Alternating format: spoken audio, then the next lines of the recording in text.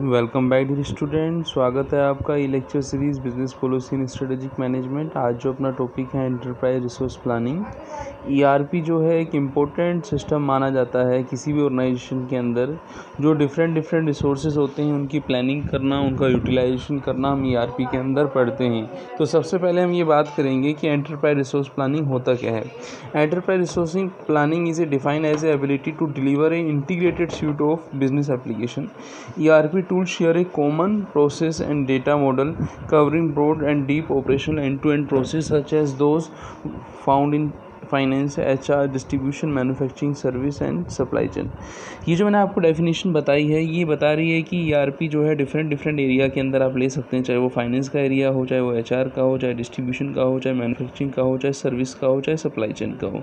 अब हम ये समझते हैं, फॉर एग्जाम्पल मान लीजिए ERP की यदि हम बात करें, किसी हम ह्यूमन रिसोर्स के अंदर बात करें कि किसी भी ऑर्गेनाइजेशन के अंदर ह्यूमन रिसोर्स के लिए जो हम प्लानिंग कर रहे हैं आपका जो है एंटरप्राइज रिसोर्स प्लानिंग के अंदर, तो ERP का यदि हम सॉफ्टवेयर लेंगे वो सॉफ्टवेयर ऑटोमेटिकली ये बताएगा कि जो एम्प्लॉई है उसका डेली आने का टाइम क्या है, उसका जाने का टाइम क्या है, उसके पूरे मंथ के अंदर उसकी कितनी लीव अलाउड हैं, कितनी उसने लीव ली हैं, ठीक है ना, उस हिसाब से उसको सैलरी कितनी बनती है, ठीक है ना। वो सब चीज़ें हम किसकी हेल्प से मालूम कर सकते हैं, ERP की हेल्प से मालूम कर सकते हैं। ऐसे यदि हम किसी एजुकेशन इंस्टीट्यूशन में बात करें तो एजुकेशन इंस्टीट्यूशन में ह्यूमन रिसोर्सेज के लिए जो आपका सपोज़ मान लीजिए स्टाफ है, तो स्टाफ के लिए आपको ये सब चीज़ें चाहिए होती हैं जो मैंने आपको भी बताया कि स्टाफ की सैलरी बनाना है, उसका लीव का है, ठीक है ना, लीव उसको लेनी है, उसको लेक्चर का अरेंजमेंट करना है। इसके अलावा सपोज़ मान लीजिए उसको आने वाले टाइम के अंदर जो एक्स्ट्रा लेक्चर्स लेने हैं या फिर उसका असाइनमेंट का मॉड्यूल जो है उसका फॉर एग्ज़ाम्पल मान लीजिए लीव मॉड्यूल है, वो सब चीज़ें हम किसके अंदर देखते हैं, ERP के अंदर देखते हैं। अब ह्यूमन रिसोर्स के अंदर हमने किसकी बात की, स्टाफ की बात की। Staff teaching non teaching staff होगा। ऐसे हम बात करेंगे अब किसकी, स्टूडेंट्स की। तो स्टूडेंट्स के लिए भी डिफरेंट मॉड्यूल होते हैं। जैसे मान लीजिए उनका फॉर एग्जांपल लीव मॉड्यूल है, ठीक है ना, उनका अटेंडेंस मॉड्यूल है, उनका प्लेसमेंट मॉड्यूल है, असाइनमेंट मॉड्यूल है, मैसेज मॉड्यूल है, ठीक है ना, पेरेंट्स के साथ मीटिंग का मॉड्यूल है। तो डिफरेंट जो हम इन्फॉर्मेशन जो हमें रिक्वायर हैं डिसीजन लेने के लिए स्पेसिफिक रिसोर्सेज के बारे में, वो हम किससे मालूम कर सकते हैं, एंटरप्राइज रिसोर्स प्लानिंग की हेल्प से मालूम कर सकते हैं। अब हम बात करेंगे कि ERP जो है वो किस तरीके से हमें हेल्प करता है। तो आगे देखें, ERP application automate and support A range of administrative and operational business process across multiple industry. की ERP क्या करता है, जो डिफरेंट इंडस्ट्री हैं उनके अंदर हमें, चाहे वो एडमिनिस्ट्रेटिव एरिया हो चाहे वो ऑपरेशन एरिया हो, उसके अंदर हमें क्या करता है। अब हम बात करेंगे कि फीचर ऑफ ERP हैं क्या। फीचर ऑफ ERP के अंदर यदि आप देखेंगे तो है आपका टाइम टेबल मैनेजमेंट सिस्टम, फिर है फाइनेंशियल अकाउंटिंग मॉड्यूल, फिर है आपका एडमिनिस्ट्रेटिव एडमिशन मैनेजमेंट सिस्टम, फिर है grade and exam operation system, फिर है हॉस्टल मैनेजमेंट मॉड्यूल, फिर है असेस इन्वेंट्री मैनेजमेंट प्रोग्राम, फिर है budget and cost control module, फिर है recruitment operation system, biometric payroll management module और फी मैनेजमेंट सिस्टम। तो ये जो मैंने आपको यहाँ पे एक एग्जांपल दिया है कि एक एजुकेशन इंस्टीट्यूशन के अंदर कैसे हम एंटरप्राइज रिसोर्स प्लानिंग करते हैं, चाहे वो ह्यूमन रिसोर्स के बारे में करें, चाहे वो हम स्टूडेंट्स के बारे में करें, तो उसको हम कैसे ERP की हेल्प से समझते हैं। तो यहाँ पे हम 1 बाय 1 इन चीज़ों को डिस्कस करते चलते हैं। सबसे पहले हम बात करेंगे टाइम टेबल मैनेजमेंट सिस्टम।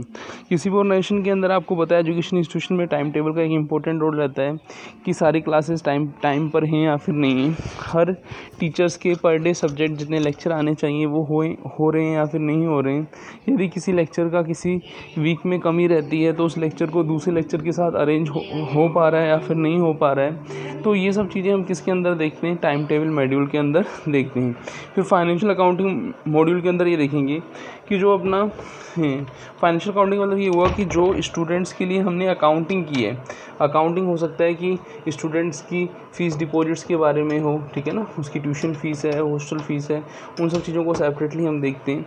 इसके अलावा स्टाफ को हमें कितना पेमेंट करना है, कितना अमाउंट ड्यू है, कितना फ़ंड अवेलेबल है, तो फाइनेंशियल अकाउंटिंग मॉड्यूल के अंदर आता है। फिर बात करेंगे हम किसकी, एडमिशन मैनेजमेंट सिस्टम।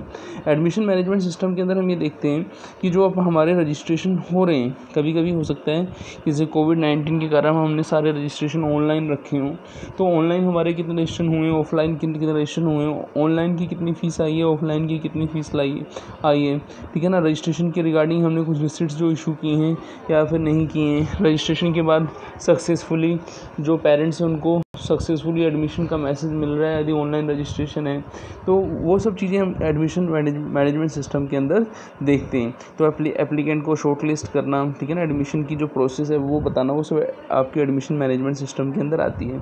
फिर आती है ग्रेड एंड एग्ज़ाम ऑपरेशन।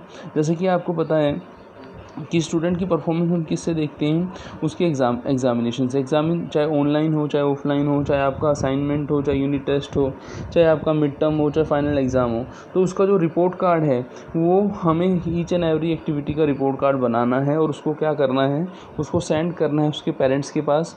और यदि कोई स्टूडेंट किसी डिसिप्लिनरी एक्शन में है तो हम ये देख सकते हैं उसका एजुकेशन रिकॉर्ड क्या रहा है, उसमें भी हमें हेल्प मिलती है।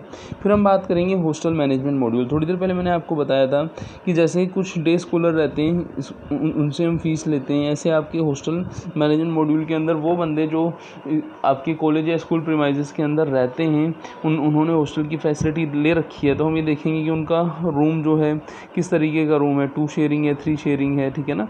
फिर उनका ये देखेंगे हॉस्टल में स्टूडेंट के अलावा जो आपके टीचर्स हैं उनका किस तरीके से अरेंजमेंट है। डिफरेंट जैसे गर्ल्स हॉस्टल का अलग मैनेजमेंट होगा, आपका बॉयज़ हॉस्टल का अलग मैनेजमेंट होगा, तो सही तरीके से मैनेजमेंट हो रहा है या फिर नहीं हो रहा है, ठीक है ना। और प्रॉपर डिसिप्लिनरी वर्क कर रहे हैं नहीं कर रहे, रूम के अंदर पूरी फैसिलिटी मिल रही हैं या फिर नहीं मिल रही हैं, ठीक है ना। जैसे एक बार रूम अलॉट होने के बाद उसमें चेंजेस नहीं होने चाहिए। इसके बाद फिर हम देखते हैं assistant inventory management program. Assistant inventory management program के अंदर हम ये देखते हैं कि जो भी हमें ऑर्गेनाइजेशन के अंदर हम असेट्स यूज़ में ले रहे हैं या फिर स्टॉक या इन्वेंट्री यूज़ में ले रहे हैं वो प्रॉपर अवेलेबल है या फिर नहीं है, उसकी अवेलेबिलिटी में कोई दिक्कत तो नहीं आ रही। यदि उसकी अवेलेबिलिटी में कहीं ना कहीं दिक्कत आ रही है तो वो कहीं ना कहीं क्या क्रिएट करेगा, आगे हमें प्रॉब्लम क्रिएट करेगा। तो इसलिए हम सबसे पहले क्या करते हैं, इसके लिए जो नेक्स्ट मॉड्यूल है बजट या कॉस्ट कंट्रोल मॉड्यूल है, वो हमें हेल्प करता है कि हम प्रोएक्टिव होकर पहले ही क्या करते हैं, उस हिसाब से बजट का एलोकेशन करते हैं कि किसी भी चीज़ में प्रॉब्लम नहीं आए।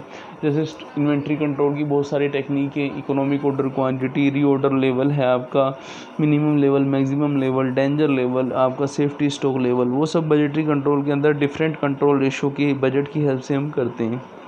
फिर आएगा recruitment operation system. Recruitment operation system का मतलब ये हुआ कि किसी ऑर्गेनाइजेशन की पॉलिसी रहती है कि किसी सेशन में एक स्पेसिफाइड मंथ का, जैसे मान लीजिए 10 मंथ पूरे सेशन चला है, तो उसके बाद क्या करना, दोबारा इंटरव्यू कंडक्ट कराना था। वो रिक्रूटमेंट प्रोसेस यदि हुई है कि वो ईयरली है या फिर वन टाइम रिक्रूटमेंट होता है, या फिर जो रिक्रूटमेंट के लिए जो हम सोर्स लेते हैं वो कौन सा रहता है, रिक्रूटमेंट के लिए जो हम रिक्रूटमेंट का जो हम सेल रखते हैं वो क्या रहता है, उसके अंदर कौन कौन से मेंबर्स होते हैं, उन सबको टाइमली इन्फॉर्मेशन जानी चाहिए और उनसे उसका रिवर्ट फीडबैक भी आना चाहिए।